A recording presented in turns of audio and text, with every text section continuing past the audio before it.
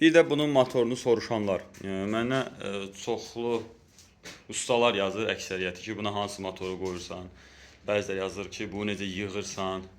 Yəni heç kim inciməsin, heç kimlə xətrinə dəymək istəmirəm, amma mən bir aydır ki, bunun üzərində işləyirəm. Yəni o qədər məhsulumuz ay olub deyil. Ən azından biri oradadır. İndi bilmirəm görürsüz. Bax biri odur.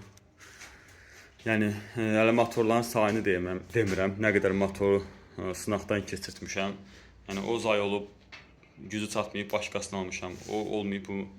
Yəni ora-bura gəz, bunun patsevnikini, bunun turbasını, yəni hər turba o patsevnikin içindən keçmir.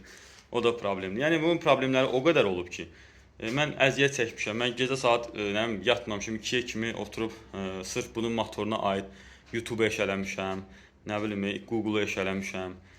Bütün Temu, AliExpress, yəni əziyyətim çox olub həqiqətən də.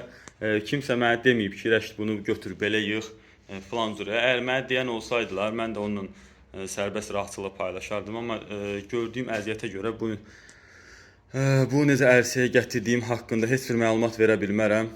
Bir də bunun motorlarını da satmıram. Açıq heç özümdə əlimdə bu dəqiqə yoxdur. Yəni hərəsindən bir dənə gətizdirmişdim. Motorlar deyə oradadır.